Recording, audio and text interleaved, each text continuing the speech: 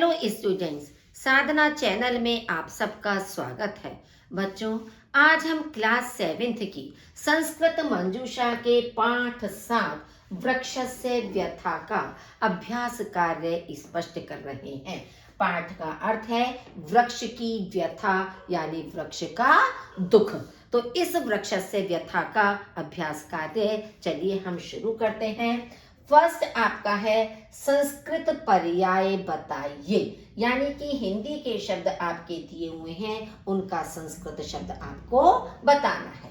जैसे ध्यान से की संस्कृत होती है ध्यानेन, लकड़ी से काष्ठेन, वृक्षों को वृक्षान, वन का वनस्य, उपकार करता है उपकरोति, काटता है कृंतति, एक दिन एकस्मिन् दिने, खिड़कियां वातायनानि, दरवाजे कपाटः, रोपण करता है आरोप्यति, कितना कियत, रुको विराम। तो इस तरह से आपके ये शब्दार्थ हैं। आपके लेसन के लास्ट में भी शब्दार्थ दिए हुए होते हैं। उन सारे शब्दार्थों को भी आपको अच्छी तरह से याद कर लेना चाहिए, क्योंकि कोई भी शब्दार्थ आपकी परीक्षा में पूछा जा सकता है तो आप उसका अर्थ सही से लिख सकें। क्योंकि अगर आपने शब्दार्थ याद नहीं किए और कोई भी शब्द पूछा गया तो आपके नंबर उसमें कट जाते हैं। संस्कृत ऐसा सब्जेक्ट है जिसमें फुल मार्क्स आपको मिल सकते हैं अगर आप ध्यान से उसको पढ़ रहे हैं और समझ रहे हैं। नेक्स्ट है आपका मंजूषा की सहायता से नीचे दिए हुए पाठ के सार को पूरा कीजिए। सार का मतलब होता है जिस्ट, समरी, कि पूरे पाठ की जो समरी है, पूरे पाठ का जो जिस्ट है, जो सार है, उसे आपको इन शब्दों के सहायता से पूरा करना है।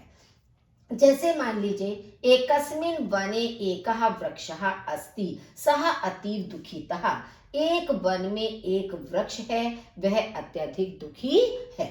सह बालकम वदति, वह बालक से बोलता है या कहता है। पश्य माम, मुझको देखो। अहम सर्वेषाम उपकारम करोमि, मैं सबका उपकार करता हूँ। मम काष्ठेन जनः अनेकानि वस्तूनि रचयन्ति, मेरी लकड़ी से लोग अनेक वस्तुएं बनाते हैं। अहम वर्षाम करोमि, मैं वर्षा करता हूँ। जलाप लावम निवारयामि, बाढ़ को रोकता हूँ। क्योंकि जब बहुत अधिक बारिश होती है तो बाढ़ आने लगती है, लेकिन वृक्ष की जो जड़ें होती हैं वो पानी को अपने में सोख लेती हैं, उसके कटान को रोक देती हैं, जिससे कि बाढ़ नहीं आती है। तो इसलिए कहता है मैं वर्षा करता हूँ, बाढ़ को रोकता हूँ। लोभी नरहा माम कृंतति, लालची मनुष्य मुझे काटता है। परम अन्यम पादपम न आरोप्यति, लेकिन दूसरा पौधा नहीं लगाता है। यदि नरहा वृक्षान न रक्षिष्यति, यदि मनुष्य वृक्षों की रक्षा नहीं करेगा, जीवनम विलुप्तम भविष्यति, जीवन विलुप्त हो जाएगा या जीवन समाप्त हो जाएगा। एतत् मम दुखस्य कारणम, यही मेरे दुख का कारण है। क्योंकि हमारा जीवन वृक्षों से चलता है।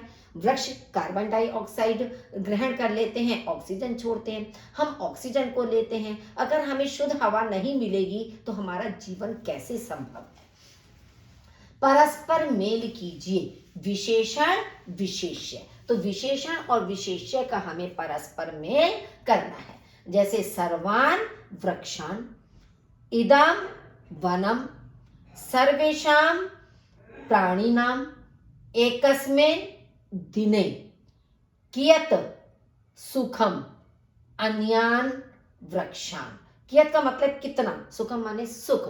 तो ये आपके विशेषण शब्द हैं और इन विशेष शब्दों के साथ उसको हमें मिलाना है। अब है कर्म पदानी और क्रिया पदानी, यानी कि कर्म पदों का और क्रिया पदों का हमें आपस में मिलान करना है। जैसे वर्षाम करोमि, वर्षा करता हूं, ये कर्म हो गया और ये क्रिया हो गई करोमि। सुखम आपका अहरामि, सुख को लाता हूं, अहरामि माने लाता हूं। सर्वान उपकरोमि, सबका उपकार करता हूँ। पर्यावरणम रक्षामि, पर्यावरण की रक्षा करता हूँ। जल प्लावम निवारयामि, बाढ़ को रोकता हूँ।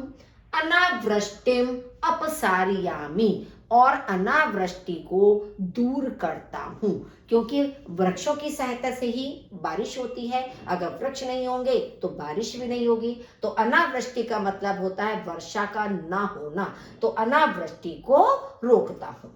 नेक्स्ट है, मंजूषा की सहायता से निम्नलिखित संवाद को पूरा कीजिए। ये आपका संवाद दिया है, डायलॉग दिया हुआ है, और ये शब्द हैं आपके नीडेशु यानी घोंसलों में।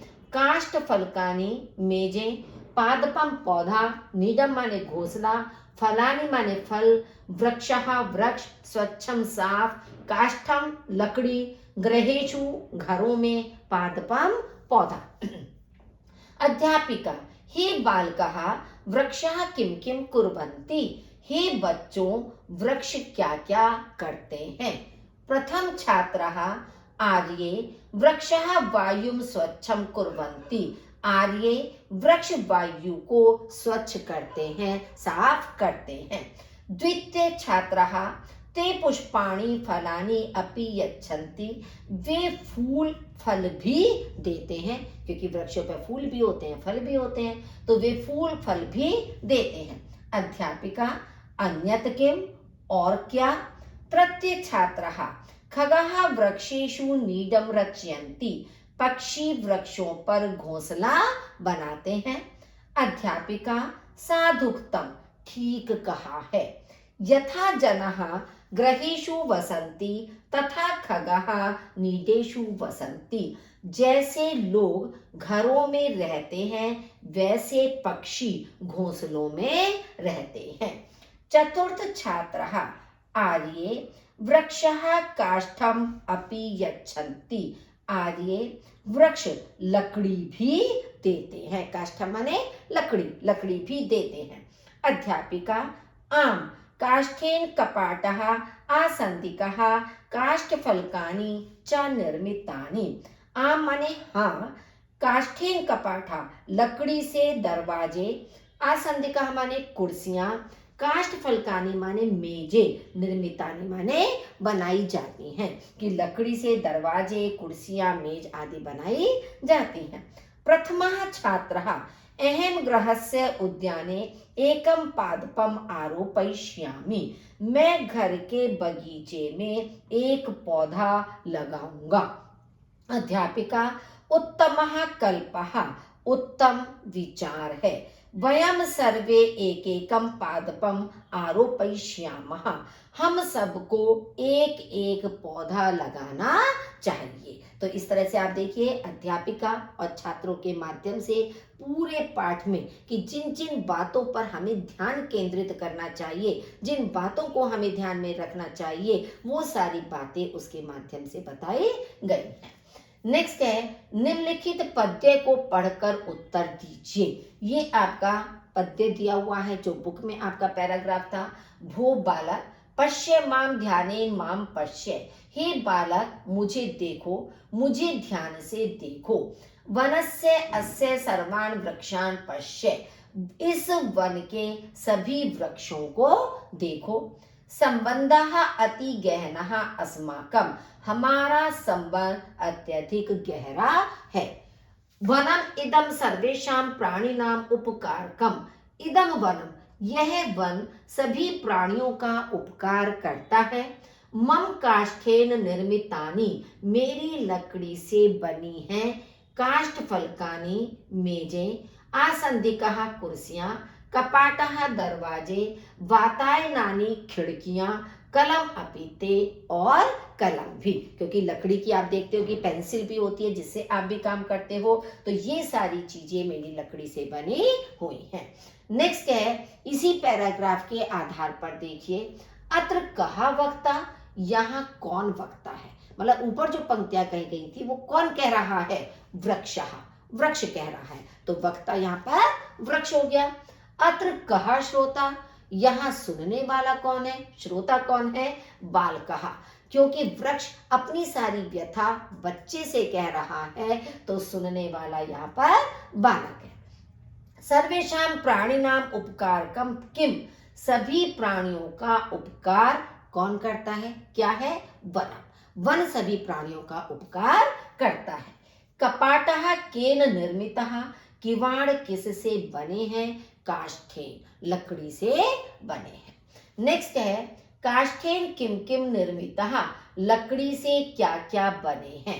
अब लकड़ी से क्या क्या चीजें बनी हैं पाठ में बताई गई हैं। कलमः, कलम, कपाटः, दरवाजे, आसंदिकः, कुर्सियां, काष्ठफलकानि, मेजें, वातायनानि, खिड़कियां, च काष्ठेन निर्मितानि, सभी लकड़ी से बनी हुई हैं या लकड़ी से बनती हैं। निर्देशानुसार उत्तर दीजिए। विशेषण पदम चित्वा लिखत, मतलब जो ऊपर पैराग्राफ दिया गया था उसी में से पूछा गया है कि विशेषण पद को चित्वा माने चुनकर, लिखत माने लिखिए। तो वहां पर वनम से पहले शब्द क्या लगा था?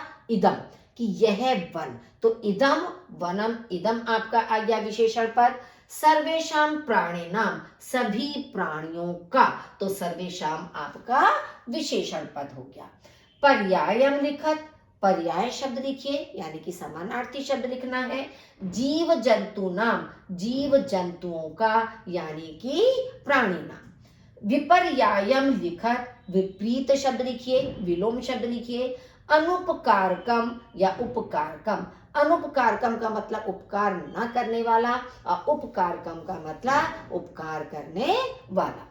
पश्ये माम ध्यानेन, माम पश्ये, मुझको देखो, मुझे ध्यान से देखो। सर्वनाम स्थाने संज्ञा पदम प्रयुज्य वाक्यम पुनः लिखत, सर्वनाम के स्थान पर संज्ञा पद प्रयोग करके वाक्य को फिर से लिखिए। अब यहाँ पर देखिए माम माम दो शब्द आए हैं, दोनों सर्वनाम पद है। हमें इन दोनों शब्दों के स्थान पर संज्ञा पद का प्रयोग करना है। जैसे पश्ये वृक्षम, वृक्ष को देखो। ध्यानेन वृक्षम पश्ये, ध्यान से वृक्ष को देखो। तो दोनों जगह माम के स्थान पर वृक्षम शब्द का प्रयोग किया गया है। वृक्ष क्योंकि आपका जातिवाचक संज्ञा है। बच्चों वीडियो को जरूर लाइक कीजिए, अपने साथियों के साथ शेयर कीजिए और यदि आपने चैनल को सब्सक्राइब नहीं किया है तो उसे सब्सक्राइब अवश्य कीजिए। सुनने के लिए आपका बहुत बहुत धन्यवाद।